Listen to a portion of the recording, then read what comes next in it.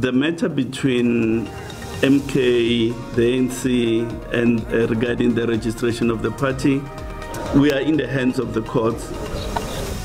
I-Commissioners Melo yonyulo igxothe igosa elinye kulandela ukuthutyeleziswa koluhlu lwabagqatswa bamaqela ezopolitiko amabini.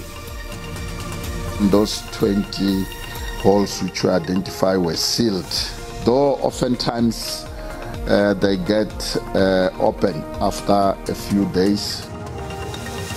Umkomishinala wamapolisa eGauteng uthi zizala amathokazi enzame zobambiswana zokulwa ukombiwa kwemigodi ngokungekho mthethweni.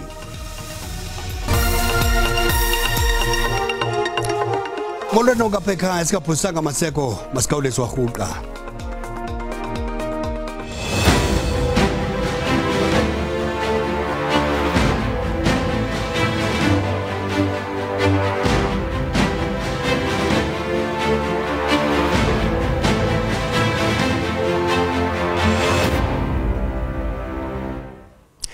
Lewutyile umsebenzi elinye igosa le-Commissioners Melo yonyulo kulandela ukuthutyeleziswa koluhlu labagqatswa lamaqela amabini ezopolitiko.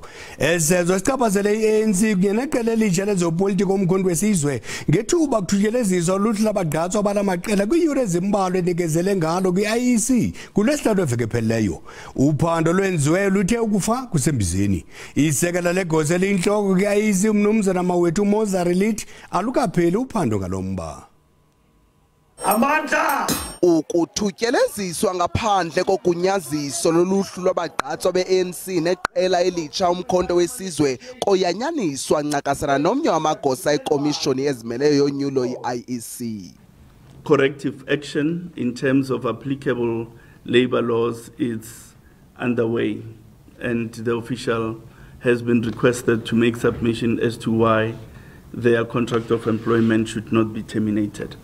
La maqela mabini alungiselela ukungqubanisa inhloko kwinkundla yezonyulo ngokusetyenziswa kwegama eyayilele phiko lomkhosi wokhuselo we-ANC umkhonto wesizwe i-IEC ithi lomba usezandleni izinkundla.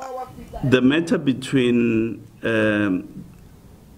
MK, the ANC, and regarding the registration of the party, we are in the hands of the courts. Ukanti bangaphaya kwe-27.79 million abavoti abalungele ukuvota kunyulo oluzayo elona nani liphezulu kwiminyaka engama-30 yenkululeko. Kwakhona inani loluntu olumele iminyaka ye-18 ukuya kwe-39 kumqulu wokuvota lenyuke ngokumandla nelifikelela kwabantu abayi-11.7 million. Ukanti izinga elinkqenkqeza phambili lwabavoti abangamanina luyaqhubeka. Kuyo yonke imicimbi yophuhliso iqela elichasayo eliphambili libhalela entshona ukuba kubekwe esweni unyulo ntshukumo leyo ebonwe njengabonakalisa intembeko kwinkqubo yonyulo yaseMzantsi Afrika. The letter by the DA is directly to an executive in another country. That's not how ordinarily the observation process works. Often the observation works at the multilateral level. Isebe lezimali lipapashe izihlomelo ezitetywayo kwimithetho emininzi elawula ingxowa-mali zomhlala-phantsi kwinkonzo yoluntu. Uku ngelokuqinisekisa ukuba izingxowa-mali zihambisana nenkqubo entsha emilenze emibini yomhlala-phantsi yokuqoma kwingxowa-mali yomhlala-phantsi ukuqala ngomhla wokuqala kuSeptemba kulo nyaka. Ezi zihlomelo zibandakanya umthetho womhlala-phantsi wabasebenzi bakarhulumente, umthetho weposi noqhagamshelwano, umthetho wengxowa-mali yomhlala-phantsi yequmrhu iTransnet. Ezi ziphakamiso zenguqu ezenziwe lisebe lezimali zenziwe ngenjongo zokuqinisekisa ukuba imali yomhlala-phantsi wabasebenzi kwicandelo likarhulumente ingqamana nenkqubo entsha elawula imali yomhlala-phantsi i-two-pot system ngelasemzini nezakuqalisa ngomhla wokuqala ngoSeptemba kulo nyaka. Isebe lithi oku kuza kunceda abasebenzi bakarhulumente ukuba nabo bakwazi ukuxhamla kule nkqubo intsha kungabikho magingxi-gingxi kwindlela elawulwa ngayo le mali. Isebe liphakamise ukuba ezi nguqu lizithe thaca zenziwe kumthetho olawula imali yomhlala-phantsi yabasebenzi bakarhulumente, umthetho wenkonzo yeposi nezoqhagamshelwano kunye nemali yomhlala-phantsi wabasebenzi beTransnet. Isebe lezimali lithi ezinguqu kufuneka zimiliselwe kwi-Pension Fund Amendment Bill nengumthetho ojoliswe ukusombulula imiba ekhoyo kwinkqubo ebikade isetyenziswa ukulawula imali yomhlala phantsi equka ungakwazi kwabasebenzi ukuxhamla isixa esithile semali yabo yomhlala phantsi xa kukho isidingo. Zizala amathokazi inzame zobambiswano zokulwa ukombiwa kwemigodi engekho emthethweni kwiphondo laseGauteng. Ukukhethwa ngumkomishinala wamapolisa omtsha eGauteng uNjengele Mthombeni ngethuba ediza inkcukacha manani zolwaphulo-mthetho zekota yesithathu kwikomiti yokhuseleko loluntu eRhawutini ngale ntsasa. Yes, indeed, Chairperson. With this operation, it is titled for the purpose of capturing it into the system, because whatever we do, we have to capture it on the system. It's titled Operation Valmugodi. We we plan with the role players before we execute, and mainly we know West Rand, Johannesburg, Ekurhuleni, though in terms of the presentation which have been made, Siliveni have been included in terms of surface mining. The role players, Department of Mineral Resource and Energy, on the main Department of Mineral Resource and Energy, Home Affairs, South African National Defence Force, as we know that the head of the state have released members of the South African National Defence Force under the theme Operation Prosper, which we plan with them. The Department of Mineral Resource and Energy, they identified those holes in order to seal the holes. For example, here in Ekurhuleni, we had 20 holes identified through that process of Department of Mineral Resource and Energy, where they undergo a specific process because they specialize on that, in terms of geology, and those 20 holes which were identified were sealed. Though oftentimes they get open after a few days, but I can say we're making an inroad in terms of these illegal mining activities. Bavela kwikudla kamanje emanzini eSwatini ngale ntsasa abarhanelwa ababini abatyholwa ngokubandakanyeka ekubulaweni kwaKeenan aka Forms noTebelo Tibbs Mutswane. Usiyabonga noMalusi Ndimande babanjwa kwiveki ezintathu ezidlule embabane kwelela kwaSobhuza. Bavele kwinkundla kamantyi abatyholwa ababini bomzi omnye abatyholwa ngokubulala uAKA noTibbs ngelixa kuqhutywa ityala umtshutshisi uthe. Your Lordship, the applicant will no longer pursue that application, Your Lordship. Kodwa igqwetha liyaphikisana noko. With respect, my Lord, we still insist that we are opposed to the application that has been made by the Crown, my Lord. This is the risk that we need to run away from. We do not know the contents of the actual application for extradition. That's the starting point, my Lord. Secondly, my Lord, whatever contents are contained therein, we do not know what bearing they have in the information contained or rather obtained from these cell phones, my Lord. Ityala lihlehliselwe umhla wama-20 kuMatshi ukuze kuqhutywe uphando-nzulu nakwi-cellphone. Kwalapha ezindabeni, iziko lezifundo ngokhuseleko i-Institute for Security Studies lithi izikhulu zamapolisa zindawo yokudyakasa isigila mkhuba, kodwa masithume umntwana evenkileni kuqala.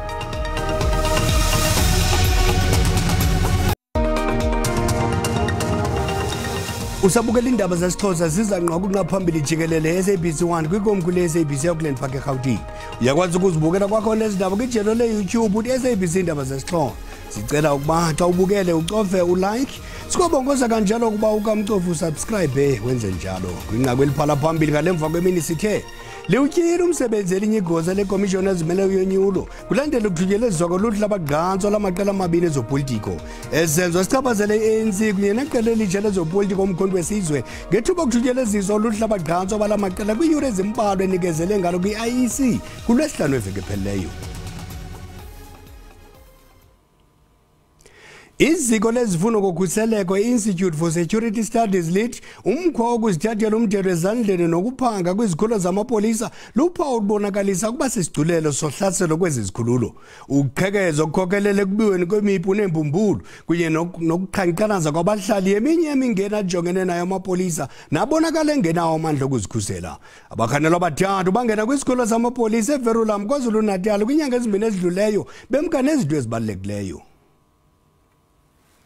Zithande kuba sisigculelo sohlaselo izikhululo zamapolisa zeli mva nje ngokutsho komputho lawulo lwemipu ingapha komyingo weshumi ekhulwini imikhono ekade amapolisa ebiweyo kule minyaka engama-20 namanishina ngapha kwezigidi ezi-9.5 uqala ngo-2016. We've also seen criminals robbing police stations, especially of their firearms. So it's not a new phenomena. Ichanhliziyo lemiba yobundlobongela u-Ian Cameron uthi ngelishwa kulula ukuqhekeza kwisikhululo samapolisa. There are virtually no early warning systems left at the majority of police stations in South Africa. In fact, some police station members, or rather police members, in my opinion, are sitting ducks. They are waiting to be attacked because there's nothing that tells them that there is some kind of threat coming in from the outside. I-ISS ithi ezinye izikhululo zide ziqeshe iinkampani zabucala zokhuseleko ukuzikhusela. It is mainly done because the police is mandated to, their resources are allocated to fight crime in communities and to undertake crime prevention. UCameron ugxeka uqeshana ngobuqabane ngale meko esithi kudingeka iinkokheli ezinezakhono ukuthibaza ulwaphulomthetho olunje. I always say you can't try and win the Durban July with a donkey. You need a horse, a proper racing horse. And it's the same with the leadership of the South African Police Service. It's filled with political appointments. And if we don't change that, then we can't expect ground level changes to happen. Iinzame ze-SABC zokufumana ilizwi kwinkonzo yesipolisa ngalentsindaba dala ziwe phansi.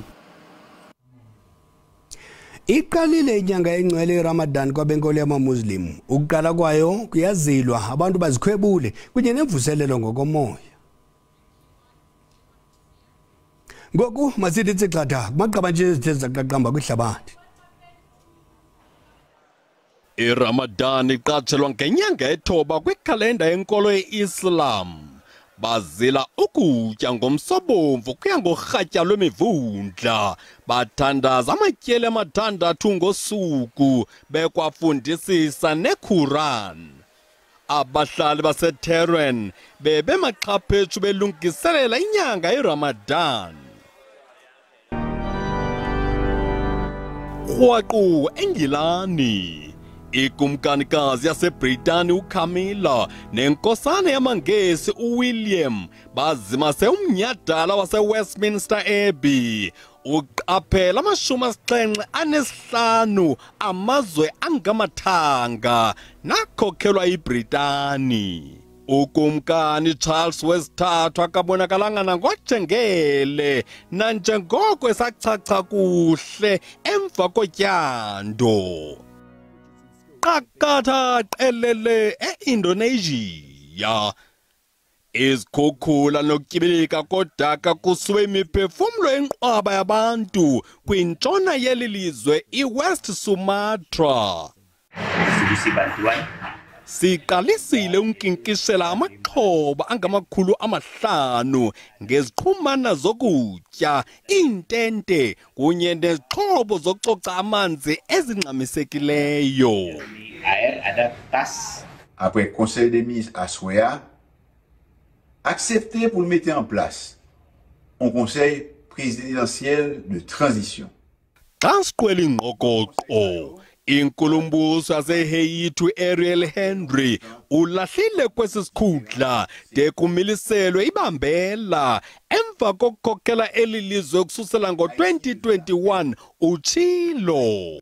We are pleased to announce the commitment to a transitional governance arrangement which paves the way for a peaceful transition of power, continuity of governance, an action plan for near-term security, and the road to free and fair elections. Isigqebe esingxamisekileyo sikwamkele ngezandla ezishushu ukulahla kwale ndedeba sathembisa ngenkqubo yokutshintshwa korhulumente endilisekileyo ngaphandle kwamagingxigingxi. uqonqololo. Ngoku make sithathe amehlo ethu siwajongise kweliqonga lonxibelelwano elibizwa ngele OnlyFans nelisemathini kujanje. Kungenzeka ukuba wena ungumzala wazi nowathwethwa kodwa bona abantwana bakho banolwazi oluphangaleleyo ngeliqonga. Umbuzo ke ngokuba kutheni abazali kufuneka balithathele ingqalelo leliqonga. Njengesiqalo ke ukhona apha estudio uSandile Hlangane ukusiphendulela le mibuzo asinike nolwazi oluthe vetshe. Masikwamkele emqadi ezindabeni. Khawutsho mfundini yintoni eliqonga iOnly One? Masiqale phela sibulise pha kuba abukeli bakho ekhaya sibulisa nakuwe. Le OnlyFans yi-application eqale e-UK. Into abantu mayiqale le application phela kukuba sizawukhumbula ukuthi aba bantu sibabiza ngoba zii-artist ukuquka i-influencers, i-actors, abantu besport, ababazi-influencers on social media. Ubukhulu becala kumazwe ase-Afrika afana noMzantsi Afrika ababhataleki imali noko ezincumisayo. Lento ke ize ngenxa yalonto kuba le OnlyFans ke ngoku yenzelwe okokuba bona mabasebenzise i-content esebenzisa imizimba yabo.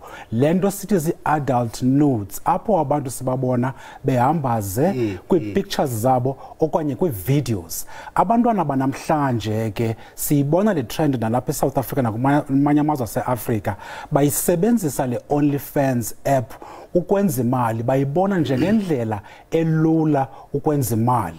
Ukumkhumbuza umzali pha ekhaya kulapho abantu basebenzisa i-pictures zabo behambaze okanye i-videos. Umntu ke obukelayo kufuneka asubscribe kule application phela. Xa isubscribile ke wenza lento kuthiwa uyakutipa okanye ukuphi tips okanye ukupha imali wena wenza le content ukwenzela okokuba umbonise amalungu athile womzimba wakho kule app akubhatale ngalonto leyo. Wena ke uyabhataleka, ubhatalwa yile app ngokwenza okanye ngokucreator le content siyibiza ngoba yi-nudity content kule application. Uyifumana njalo wena imali. Ubungozi balento ke phela kulento sitsho sithi kufuneka bayazi abazali uba kukho i-application esetyenziswa ngabantwana ekuthiwa yi-OnlyFans kukuba kukho lento kuthiwa yi-grooming phaya phela ukuba balungiselela abantwana ukuthi mabayothengiswa kwamanye amazwe bedibana nezi cyber criminals pha kule app. Okwesibini kukhona lento kuthiwa yi-revenge porn. Omhlambi umntu ubuthandana naye kunyaka ophelileyo naze nohlukana kungekho mnandi uyakwazi ungena kula app athathe eza notes zakho okanye eza videos azithathe aziposte ku social media. Nalanto ke imake mqadi xa uthetha ke ngoku ngemifanekiso mhlambi yamanyala okanye imifanekiso yamanyumnyezi akukho age restrictions ekunothiwa mhlambi abantwana bangena njani mhlambi ke kwiqonga lolahlobo? Mhlelo mbuzo phele ikhona i-age restriction kungena abantu abeneminyaka eyi-18 nangaphezulu. Uzawuyazi kweli xesha le-technology ngakumbi abantwana banendlela ezithile abazisebenzisayo phele zokuyiqhatha le age restriction. Abantwana abaninzi abafunyenweyo kwi-study senziweyo yenye yeekhampani zase-US kukuba umntwana ona-13 ona-12 years umzekelo usebenzise i-ID number kamakhulu wakhe ukuregistarisha kule app. Omnye ona 14 years usebenzise i-passport kamakhulu wakhe kwa ukuregistarisha kule app. Abantu abadala ke kuzawunyanzeleka okokuba ajonge pha ku-WhatsApp profile okanye ibio yomntana.